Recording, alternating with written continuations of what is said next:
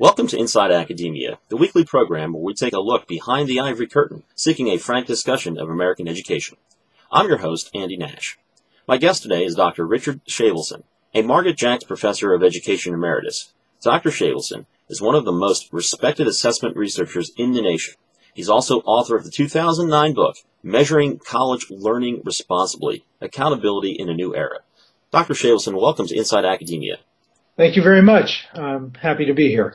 What propelled you to, first of all, research and write for this book? What is going on in your view of the state of higher education today, in which there presumably needs to be this assessment of whether or not students are learning anything? Well, there are a lot of reasons why people are concerned about the quality of higher education, not just in the United States, but around the world. Currently, the OECD is conducting a feasibility study of looking at assessing learning in various countries in the world. And, of course, there was a Spellings Commission under the Bush administration that raised issues about the quality of higher education. And I think that there's just a general concern about the increasing costs of higher education, access to higher education, and in the end, especially with accreditation and other things, the question is whether or not colleges are adding value to what students are learning. There are issues of the public's right and need to know, the policymakers' right and need to know. On the one hand, on the other hand, having been in academia my whole life, there's good reason to try to protect the institution from policymakers who are looking for quick fixes to anything they can find and who have attention spans of about 10 seconds. So I think that the bottom line is that with increasing numbers of students going to college, not only in the United States, but all over the world, with increasing costs, with increasing diversity of student bodies, with internationalization of education, increasing time to graduation, all of these things have raised the concern of the public and policymakers, parents, and students about the quality of higher education. So there's a lot of reasons to be concerned about the kind of education we're providing in the United States. We can't ride on our laurels. I'm reading from one of the reviews on your book. It said that the Spellings Commission said that higher education had become complacent and needed to change from a system based primarily on reputation to one based on performance, and that there's a, quote, remarkable shortage of clear, accessible information from financial aid to graduation rates, unquote, including student achievement. The report also urged that accreditation agencies make performance outcomes the core of their assessment, not inputs or processes. Parenthetically adds, criteria have included, quote, did the students even feel good, unquote. So in all your years of academia and also in researching for this book, is there a sore lack of real assessment of learning, and is there a real lack of learning altogether for college students today? Yeah, I think that the Spellings Commission was a bit heavy-handed in their assessment of higher education on the one hand, but on the other hand, all of the major higher education associations more or less agreed with the Spellings Commission and said, but we're intimately involved in improving the situation, and this is a matter for the colleges and the universities of the country to deal with, not the government. We don't need the government meddling in what we're doing. Sure. I mean, my experience has been at the universities that I've been at, University of California and Stanford, that there's an attitude, yeah, we're the top institutions in the country, and what we do is far too complicated to measure, and why do that anyway? Because we have the top faculty and they assess their students in their classes, and isn't that enough? Then how do universities truly begin to, I guess, measure what is wrong so as to know what the extent of the problem is so as to begin correcting it? You know, the nature of our academic institutions are such that the faculty have responsibility, as they should, for the curriculum, for teaching, for assessing student learning, and the administration is there to run the university. And, of course, you get into conflicts, obviously, between the faculty and the administration on the one hand, and then you have the policymakers and the public on the other hand raising questions about the quality of the institutions. So you can think about this as a triangle. You've got the academic administration, you've got the faculty, and you have the public and policymakers, and there's a tension between them. I think what's happened is that the compact or the agreement between policymakers and public higher education has been frayed terribly because the universities keep saying, trust us, we're working on it, we're doing a good job.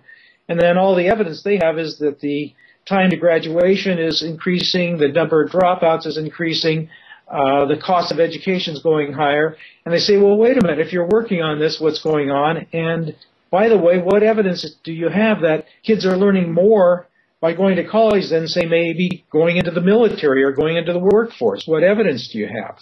Mm-hmm. And the colleges come up pretty short. They don't have any evidence. I want to be careful of that because, you know, we have a lot of colleges and universities, and some are doing very interesting jobs of collecting evidence to improve themselves. So I don't want to make it sound as if absolutely nowhere can you find this. Is there supposed to be a tangible quantitative metric of assessing learning? And there's no broad sweeping assessment test of students when they come in, other than the SAT, which is only math and verbal, but it doesn't measure their knowledge of economics or history or civics or any number of other things, or physical sciences. So they come in with no real metric of knowledge to gauge a starting point of what they know or what they have in terms of critical thinking.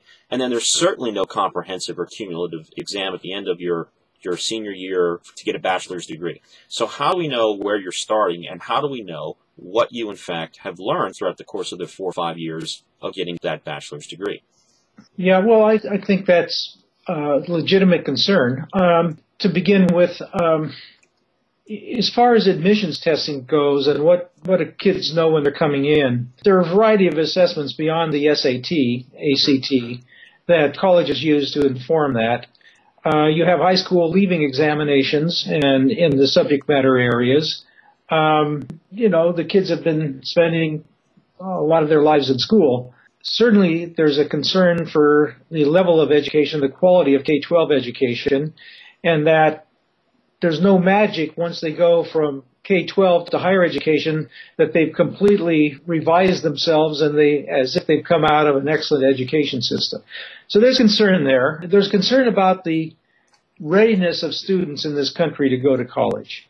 And there's evidence that college has been dumbed down high school has been dumbed down. And there's a bigger gap between what the high schools require in terms of math and language arts and what the expectations are in college. So there are issues there that are being worked on right now. The Common Core state standards that have been agreed upon are attempting to deal with that, and the new assessment systems and race to the top. So I'll get out of K-12, but that's being attended to. Mm-hmm. The other end, what about leaving college? A number of universities and colleges have what they call capstone courses, capstone experiences, but they're probably the minority and certainly not the major R1 universities in general. I think, though, that there are some tools that are now available that can be used to measure college learning and value added. Right now, those tools are of generic skills, the ability to think critically and reason analytically and communicate your ideas and solve problems. The collegiate learning assessment is an example of that genre of an assessment. The OECD is carrying out a feasibility study to do an international comparative study of learning in higher education, and they're looking at generic skills as measured by the collegiate learning assessment, as well as knowledge in engineering and knowledge in economics. So, the concern shared, the tools are becoming available, and a fair number of colleges and universities are using things like the collegiate learning assessment. But the problem is that they give the examinations, but they don't really use the information. They're not set up to, as an organization, to be a learning organization, to take that information, feed it back into its system, among administrators, from president to provost to dean, department chair, and faculty, and even to students. There's a gap between what they assess in students and the feedback they give students. So there's a long ways to go, even if you get universities and colleges to use assessment tools. You mentioned the gap between high schools and colleges. There was an article in the Washington Times a week or so ago saying that upwards of 75% have to take some kind of remedial class when they enter college. But the universities, nonetheless, they continue to accept all these students with open arms, and tuition rates be damned. But some universities, the big universities, as you know, are focused on research, athletics, outreach, all kinds of things. Is there even a prioritization of education? That is to say, instructional education, not publication and academic scholarship for the faculty and research, whether it be scientific or otherwise. Is there even an actual emphasis given all those other things in your opinion? The answer is yes, in my opinion. And here's why. There are a lot of liberal arts colleges and universities, colleges primarily, that do focus on teaching and give priority to that. There are state university systems, some of which campuses give priority to teaching and learning above research and publications and external funding. All that said, all of the external pressures on public universities, let alone private universities, are such that states are getting out of the business of funding higher education. Mm-hmm. And increasingly, public universities have to find money outside of the state, huge money. Mm-hmm. That comes with research, federal grants. It comes with athletics. It comes with beautiful campuses. Yeah. It comes with a whole bunch of things to keep higher education afloat. And I think we're going to see more of it, not less of it, just because of this. We see the rise of for-profit institutions, and there the issues are exacerbated even more because of the issues of funding and the issues of private sector and having a public that's paying, investing in higher education. So, yeah, there's multiple pressures on universities. That's not to say that, especially the Research One universities, certainly are focused on research. Yeah. That said, I can say at Stanford, certainly there's a lot of pressure on us for research, and we do that. But there's a high expectation among the faculty that we take teaching seriously, and we teach a real load of courses, and we care about it. And I find that quite heartening at Stanford. That said, Stanford doesn't particularly want to evaluate how well it's doing. Just presumes that we're doing well. And maybe we are, and maybe we're not. Has your experience with students been one in which you can say that the students truly wanted to be intellectually enriched, that they wanted to learn, and they sought you out, and they wanted to engage with you as their professor and learn from you almost as a mentor figure? Did you have that sort of experience with your students? Absolutely. Okay. No question of it, both at the undergraduate level and at the graduate level. Okay, because that experience is happening, and it's very spotty. And if you go look at universities throughout the country, you've got many big classes and big universities where you'll find examples of that sort of thing, and then huge swaths of the student body or student population in any given school where they're just going through motions, and they're not even seeking that out. And the school isn't all excited or jumping over backwards to give it to them either. Well, that's right. I mean, Richard Aram's recent book that came out provides pretty clear evidence that there's a kind of a contract. We'll go to class, don't test us too hard, make sure we have plenty of time to socialize, have a good football team, and the deal's made. Actually, Trudeau and Doonesbury had a wonderful Sunday column all about this very issue of the agreement among colleges and parents that, well, if you don't press our kids too hard academically and you give them a good social experience with a good football team, what's wrong with that? Everybody's happy and the kid gets a college degree and off they go. Mm-hmm. And I think, again, Aram's book raises the concerns that across the country, the priorities of higher education and the mission of higher education is getting lost. I don't doubt that. If I had to contract you as the person to write the guidebook, what would you suggest or recommend that any given school start to do in assessing how students are learning, or to what extent they're learning throughout their curriculum, their core curriculum, and to whatever extent there is one left, and the entirety of their curriculum as they go through 4 years? What I would say is that this is, of course, a tough nut to crack, and the reason it's tough is, again, between the faculty that say, well, we're in charge of this thing, kind of leave us alone and just trust us to do it, and the administration and the public that the administration is getting public pressure from the public. In my experience, in those institutions that have been fairly successful, first of all, it takes a commitment of the president of the university. And that commitment has to be very clear, not just rhetorical, but rather the president is deeply involved in trying to understand how to improve the organization, improve students' learning. That's got to be all the way down the administration, and it's got to kick back to the faculty and to the students that this really matters, and the institution is going to use assessment information.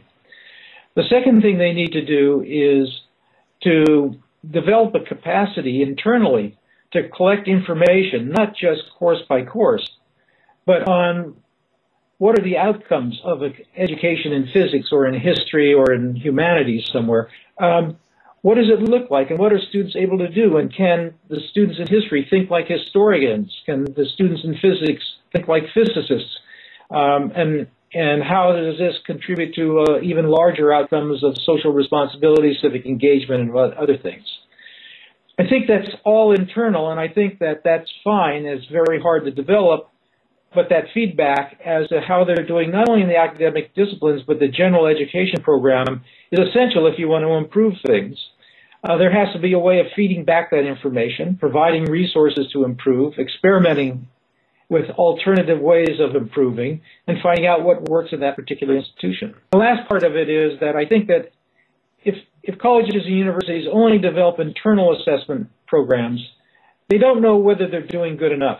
There needs to be external benchmarking, and there are some assessments that would allow them to benchmark to say, how good is good enough? Are we doing as well as our peers, and what can we learn from our peers? Okay. What incentive do the institutions have to implementing any kind of serious accountability of learning for their students when the students continue to line up bang down the doors to get in, so there's no shortage of demand for the university degree, and to what extent there is growing endowments and private money being donated, as well as public money continuing to come in, and government subsidization of loans.